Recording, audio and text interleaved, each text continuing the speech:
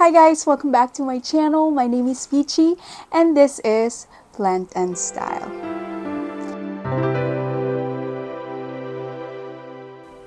So in today's video, we have a very exciting one because we have a special collaboration with Greenspaces.id all the way from Indonesia.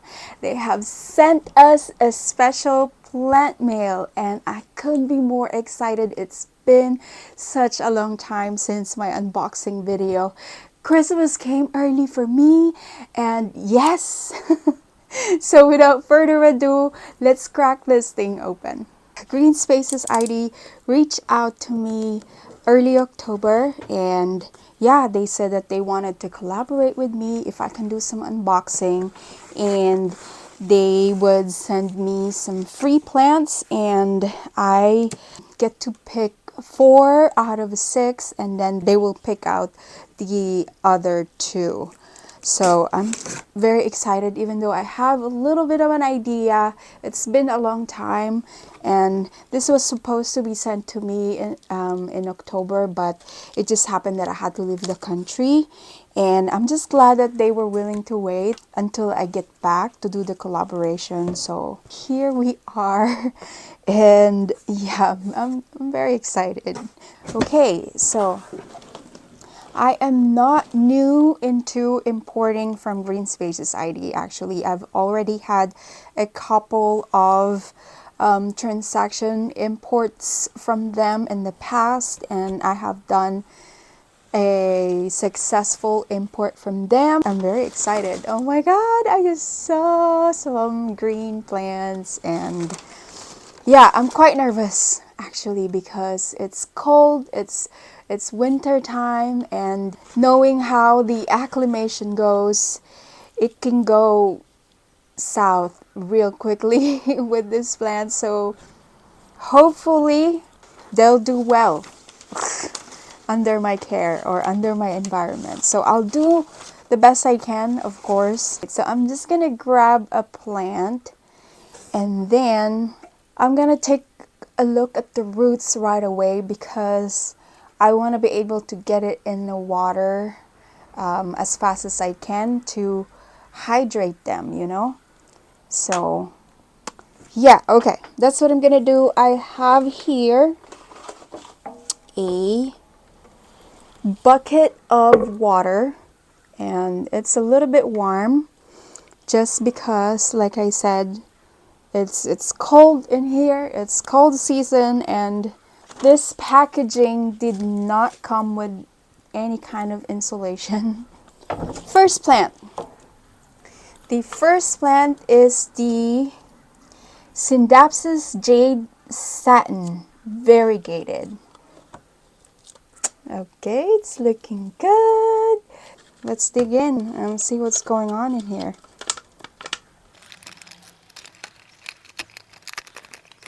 This is one of their picks and I already have one, but it actually reverted on me, so I'm happy to have another one. So here you go. This is the first plant. This is once again Synapsis Jade Satin that is variegated. So okay, let's take a look at the roots. So the moss is still a little bit moist, which is a good sign because it means that the plants didn't dry up completely. It also feels cold. The moss feels very cold and unfortunately the roots that it came with are a little bit rotten, but we have some fresh aerial roots I can see. It also has a new leaf right there, but it's a bit yellow, so it might not make it actually. I have my shear and I am going to spray it with alcohol, isopropyl alcohol, just to make sure. So I am going to trim a little more actually. I'm going to trim the roots a little more right there because it is browning a little bit. And then there you go. The first plant, it's got a few aerial roots over there that we can work with, which is great. So I'm just gonna dump this thing in the bucket of water to hydrate. The next one is a Hoya, and this is also their pick. This is Hoya clemensiorum red, which, wow, it's beautiful. Which again, I'm glad I had one of these in the past that I have imported from arid Asia, I believe, and unfortunately that one died on me. A little bit scary at the moment because hopefully this one will do just fine, but my goodness. Okay, what's going on over here? So the leaves feel very, very cold, you guys. So my goodness, the foliage on this one is rock hard. It's very, very firm. And once again, this is Hoya clemensiorum red. And wow, look at that veination. My goodness. Okay, this definitely feels very, very firm. So hopefully that's a good sign. And we're gonna take a look at the roots. Can you guys hear that? The crows are just going wild outside. They're going wild. Wow. I don't know what's going on. The roots are a bit dry, which is understandable because Hoya roots are very, very tiny, frail, and I wasn't expecting to receive a healthy root system for the Hoya, definitely, because that's just the way they go. Those small roots do not travel well. Okay, so what I'm gonna do over here is, once again, trim off all the dead rotted roots. So with Hoyas, I would rather chop all of this stringy root system because they are gone. They are just gone.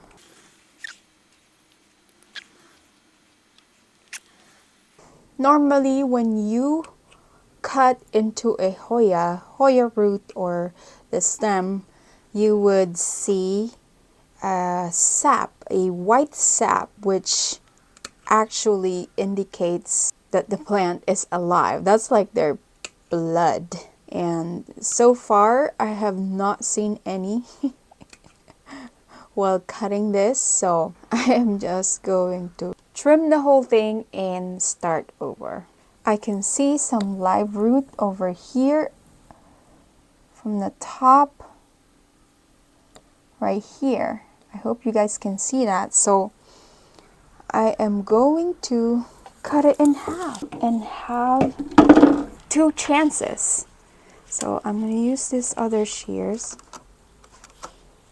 and I'm going to cut it in half over here.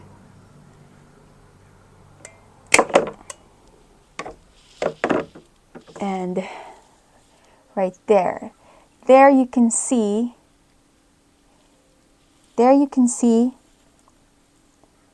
a little sap seeping through. I hope you guys can see that. So that's great. And I'm actually going to cut the bottom as well. And this way it is able to absorb moisture quicker by doing that. What I also do, by the way, especially when I do cuts like that, I do spray diluted solution of 3% hydrogen peroxide. And here I have prepared, this is just plain tap water, and I'm going to add this much of hydrogen peroxide. So I'm doing 1/3 hydrogen peroxide and 2/3 water. So that's what I'm gonna do. I'm going to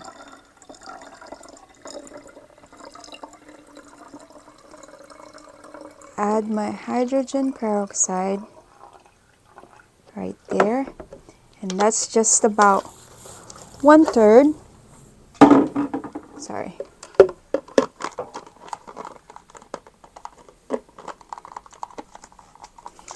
I'm gonna mix it, and I'm actually going to, oh no, okay. When I picked up my Scindapsus, this leaf came off. Oh no, it's so beautiful.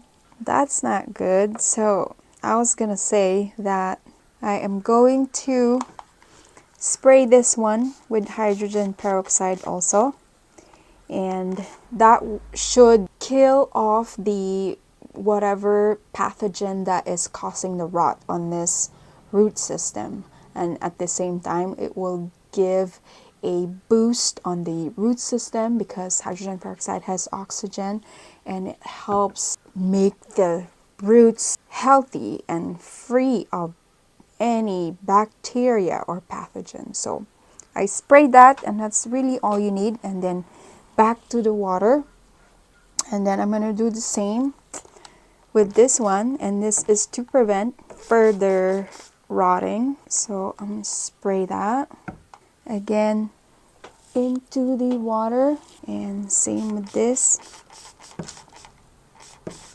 Next one, I see some yellowing, and oh my goodness, this one is Aglaonema Pictum Tricolor. I do not have one of these yet, and this is actually their pick. I did not pick this one either, so I'm going to use that one. You can see one leaf that is yellow, but that's the bottom leaf, and that usually happens to the bottom leaf. And we're gonna take it out right now. Okay, we're just looking for any sign of pests because we don't want it in this household. Here's what it looks like. There's a bit of yellowing over here as well, and over here also. So I do not have a single Aglaonema in my collection. I used to. I had a silver bay at one point. I didn't have any luck. I couldn't get it to grow beautifully, so I sold it. I believe I sold it in the past. I passed it on because just no patience, and plants that don't like me, we don't have to like them back either. If we can't grow it, if I can't grow it under my condition, then I'll just have somebody else grow it and do that job for me because there's nothing more I can do. I did try though. I did try my best. These roots have signs of rot also, but it does not look too bad actually. So I'm just going to trim off the broken roots that are obviously going to rot away anyways. Here we go. Plant number 3 is the Aglaonema Pictum Tricolor, and once again I'm going to spray, then into the water you go. Okay, we're moving on. We have 3 more in here. Okay, I'm gonna look at this one because this one is looking rough. Oh my god, look! We have some broken leaves. Oh no, oh no, oh no, the foliage are all broken. broken and torn. This is Anthurium Hookuai. Variegated Anthurium Hookuai. I'm not quite sure. I guess I picked this one. I don't know why. I just like in my head, I should pick anthuriums because anthuriums have very robust root system, so they are more likely going to survive the very long journey. Since I already have most of the anthuriums available on their website, I think is the reason why I picked this one out, because I don't have this one yet. And it just makes sense, but oh no, it's looking rough. Poor thing. Uh-oh, this one has some scary stuff also. Get it out of the way,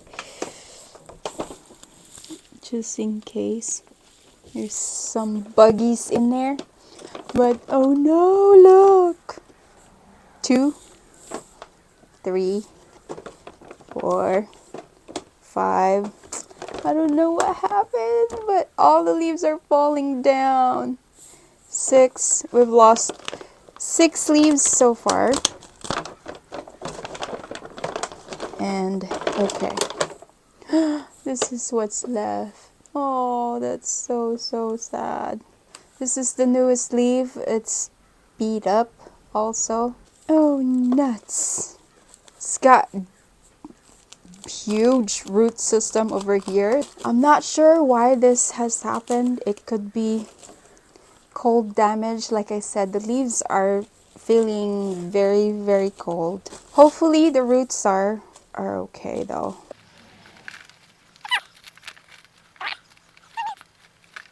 Whoa. Roots are falling down also. Okay, but I can see some healthy roots, I think. Right there. Right there, can you see it? But we definitely have some rotted bottom roots as well. I'm just taking off all the leaf stems that broke off. Okay. So what I'm doing here is just the initial treatment, and I'm still going to clean this guys up for sure. Okay, I am trimming off all the obviously rotten, mushy root system. Wow. Poor guy. Must have been a rough ride. Hopefully I'm able to acclimate these guys and rehabilitate them. What I'm gonna do with this guys is I am going to soak them in water with Super Thrive solution, and that's what I've done in the past successfully. That will help hopefully perk them up, and I will leave them in that solution overnight for 24 hours, and I am going to place it in my rehab cabinet. I do have a IKEA Vitjo greenhouse cabinet that I use for my imports. It's where I do quarantine them, all my rehab plants as well. There might be a chance to get this back into good health, but so far this is its current state. This is nicely variegated. Look at that. How beautiful it would have been if it's just stayed pristine. We're gonna take care of it, and hopefully this one will come back to life. So here we have Anthurium Dressleri cross with Forgetii. Yay! It looks fantastic. So far, it looks green, so that is definitely a good sign.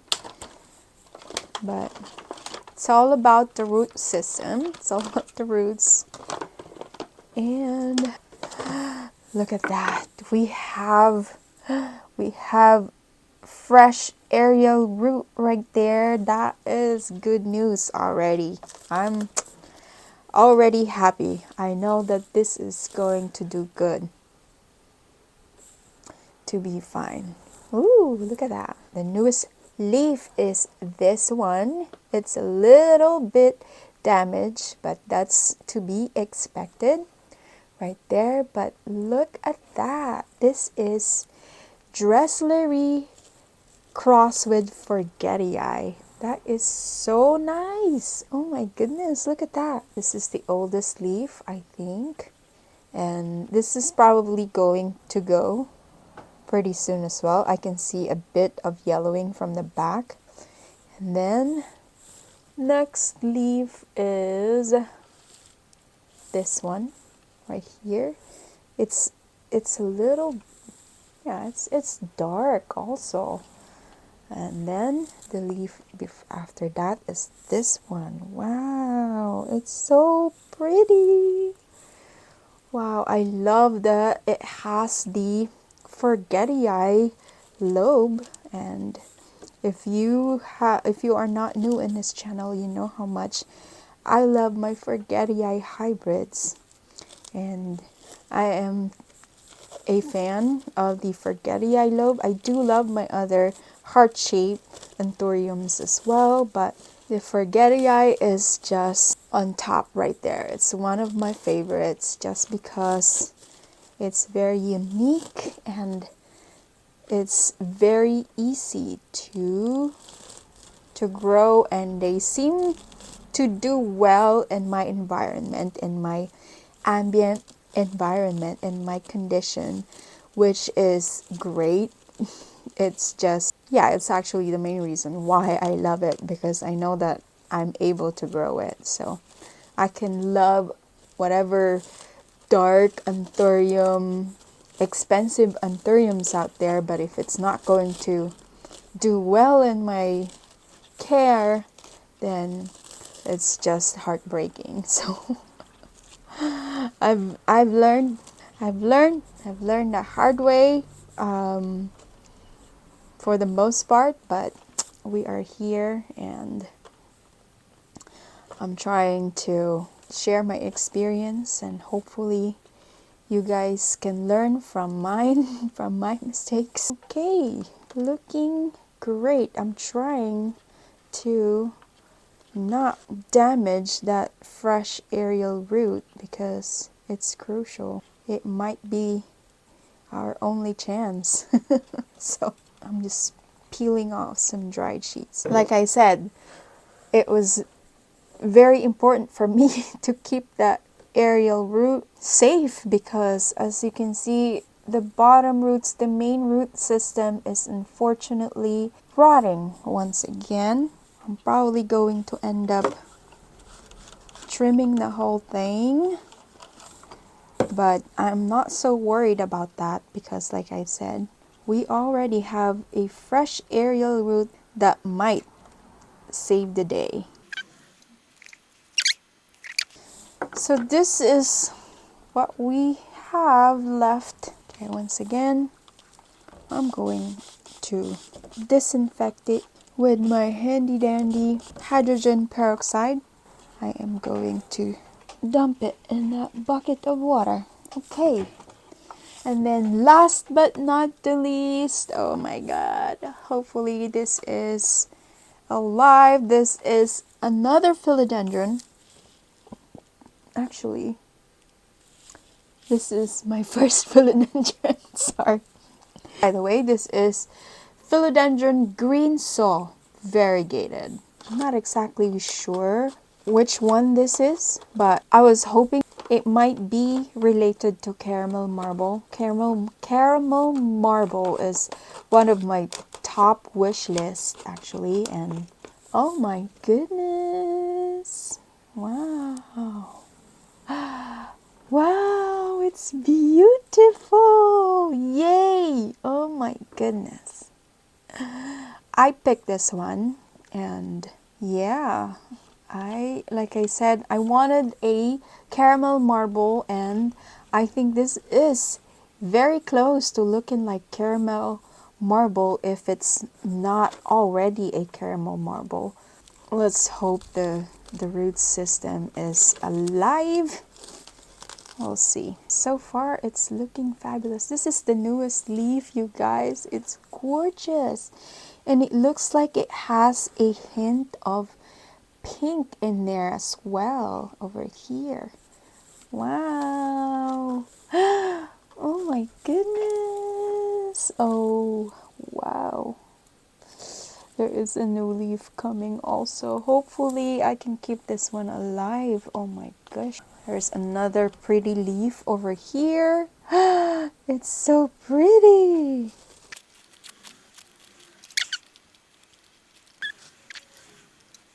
Okay, so this is the root that it came with. Ooh, I can see a fresh right here. Right here. Fresh pink root there. That is fantastic. That gives me hope. Okay, so I'm going to remove the secondary root system, because even if they look white and alive, it's not going to make it. Let's just speed up the process of recovery and trim that off. You have to understand that the import process, the phytosanitary process, is very rigorous and harmful for the plants, really. And sometimes it's just too much for them. And it is also important to consider the time of import. If it's too cold or too hot is not good either. So do your research, you guys, if you wanted to import, and make sure you know how to acclimate your plants after receiving them. And I do have several import videos in my channel that you can check out. Greenspaces.id has great selection of plants, by the way. I have, like I mentioned earlier, I have imported from them a couple of times. And yeah, so I have done a successful import as well. But like I said, there are so many factors that contribute to a successful import. So also make sure to communicate with them. They're very good with customer service, and that's something that I know about them, definitely from past experiences. And yeah, they will take care of you. If you have damaged plants like this, just reach out to them and they will help you with the process. And definitely going to reach out for more of their professional help, because I do want these plants to survive, especially this one, because definitely look fabulous and I would like to keep it alive. Okay, so this is what is left of the root system, but like I said, there is this pink aerial root up here, and yeah, it gives me hope. So hopefully it is enough to keep this plant going. Yeah, I'm very excited for this. Again, this is the variegated philodendron green saw. I will definitely research more about this plant. I will let you know more later. So right now it's all going into the water bin, and then what I'm going to do next is to clean it the best I can, and then I am going to soak it in another bucket of water, but this time it's going to be mixed with Super Thrive. I'm going to show you what I use. So this one, I'm going to use a half of this bucket of water and then a cap full of Super Thrive solution. I'm going to soak it in there for 24 hours and then keep it in my greenhouse import cabinet. I will check back with you tomorrow and we're going to look at the plants. Now that we have unboxed these beautiful plants, it is crucial to acclimate them properly for a successful transition to their new environment. Let me share with you what I have learned during my past imports so you don't have to make a mistake the same way I did. And hopefully together, step by step, we can acclimate these babies and get them back into good thriving health. First tip is gradual exposure. Place your plants in a shaded area initially to prevent shock from exposing to an intense light. Don't forget that these plants were in a box for a very long time and it's dark and scary in there. So giving them intense light after that will risk getting them into shock when we don't want that. Second tip is humidity boost. Don't forget that these plants came from Indonesia, therefore a tropical region, a very humid environment. So they are used to getting pampered with humidity all day long. So give your plants a boost of humidity using a humidifier, a humidity tray, or store them in a bin, in a closed bin, or in my case, I'm going to store them in my IKEA Bistro cabinet that is a makeshift greenhouse. Next tip is soil check. Make sure that soil moisture and components align with each individual plant. And if you know me, these plants are going into semi-hydroponics or in pond because this is the best time to do so. I want to acclimate them into my choice of substrate, and this is the time to pick the permanent substrate that you choose for your plant because they're already bare rooted and you don't want to stress them out and transfer it again later. So when you pot them up, make sure that it is your final substrate of choice. As a precaution, keep your new plants in quarantine for the next week or two. This will prevent potential spread of any pests or diseases into your existing plant collection. And there you have it, guys.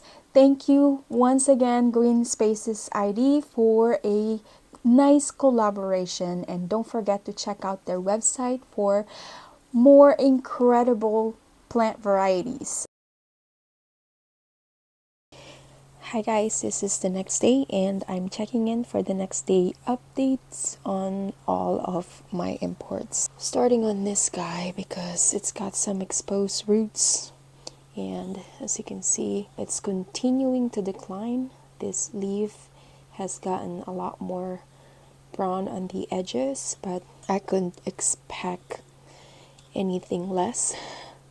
So we're just gonna have to just hope and pray that it's gonna be fine. So I opted to use a clear plastic nursery pot and I am going to match it with this other clear pot so I can easily monitor the state of the roots because it's all see-through all the way. I think the root system is too big. Oh Lord, it is too big. Okay, that's not gonna work.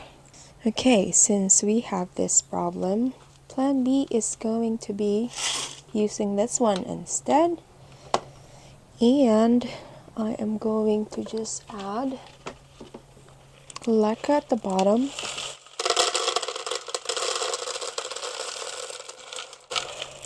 As my reservoir.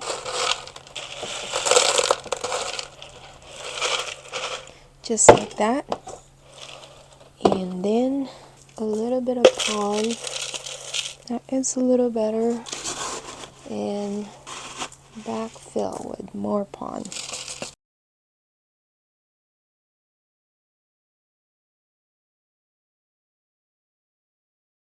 I'm trying to fill it with as much pond as it can hold. This will give this root system from the top to grow more roots. The bottom layer down there is going to serve as my reservoir, and that will be the water level that I'm going to have for this pot. Next, I want to take care of this one just in case. So, with this case, I'm using a submerged method. So I have this clear plastic pot and I just cut slits on the bottom so that it has drainage holes, and it just happened that it fits perfectly on this pot right here, and it has enough space in between for airflow. So again, I'm gonna add like a layer.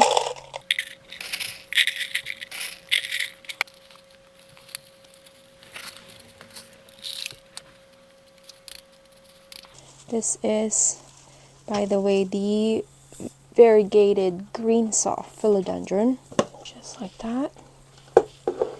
Next one we have over here, same idea. I have a glass vessel that will hold my reservoir, and then I have this plastic glass right here that I got from Target actually, and I burnt holes all around for airflow, better airflow, and same idea.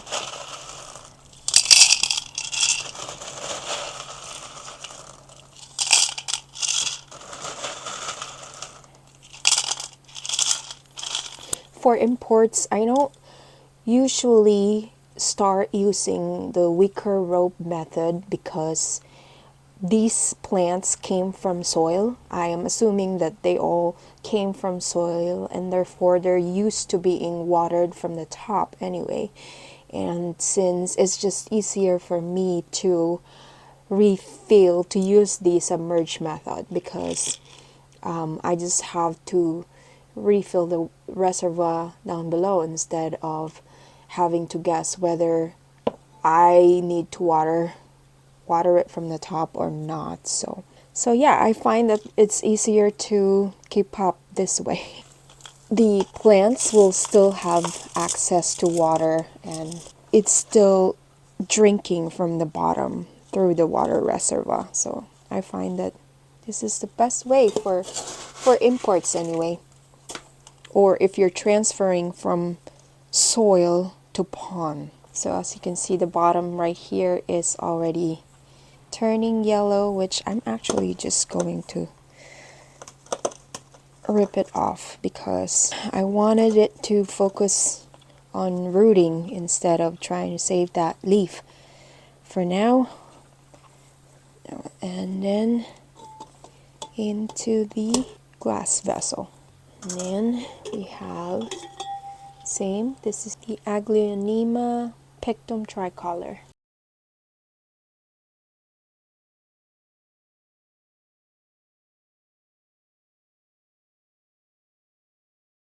Done.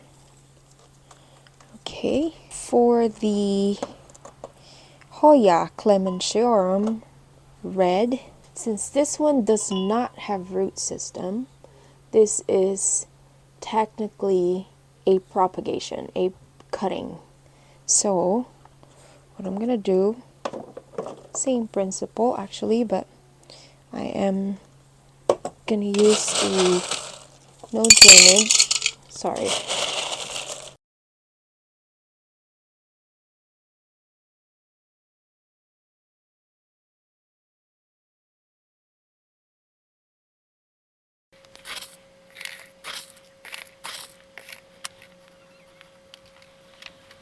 just like that. And then the last one is my Variegated Scindapsus Jade Satin. Since this one is also now a cutting, just a cutting and a propagation, and like I've mentioned that I have another cutting of this that I am growing, and it's a very small cutting, so my plan is to root this one in water, keep this in water, and then plant it with my other plant. It's actually over here. I'm going to show them to you, and it's right here. So as you can see, it's a tiny cutting as well, so I would like it better if they'll just be in the same pot, so it will be a bushier plant instead of having two single node cutting. So this one is rooting well. As you can see, I have chopped this one off my mother plant that has reverted on me, so hopefully this new shoot right here is gonna be variegated. So that's the plan. I'm gonna wait for this to root in water, and then I'm gonna add it on this plant. Okay, so now I just need to water my new plants, and I'm gonna go and get that water. First one right here.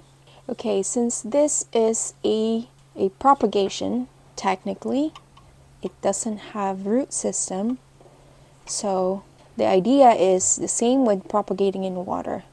The water needs to be touching the stem in order for it to root, because you know how Hoyas can root anywhere in the stem. So the higher the water level, the more chances you have. That's how I have been doing it, and it has always been successful 100%. I have not failed this method, so I highly recommend. This guy had somewhat root system, so we don't want to overwater it, and I'm just gonna give it this amount of water, the leca layer level. That's all it needs. Same with the rest of the plant.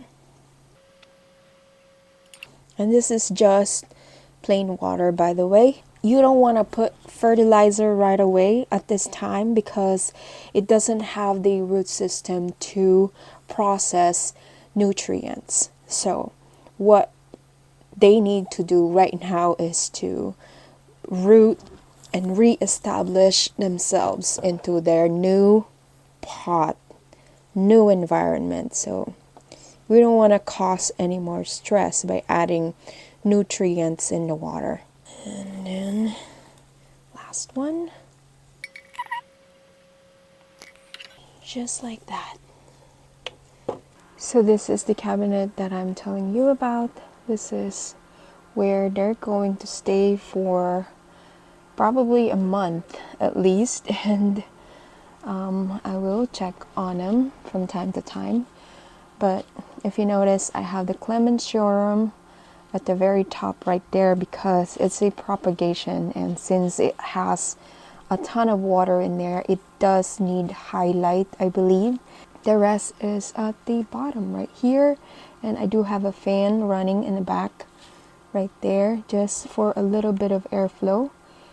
And yeah, it should be good, hopefully. And if you notice, I kept my Ceratostema rawii over here because it's very happy. This is its permanent resident, and I am more scared of kicking this out and it declining from doing that. So change of environment might harm this more than anything, is what I think. So I'm gonna keep it here because it's very happy right now. It's even got some blooms, as you can see. So yeah, wish me luck, you guys, and I will see you later for more updates. And that's it for today. Thank you so much for being here. If you like this video, please don't forget to give it a thumbs up. Subscribe to my channel. Hit that notification bell down below so you'll be notified when my future video drops. Again, thank you all so much, and I hope to see you on my next video. Bye.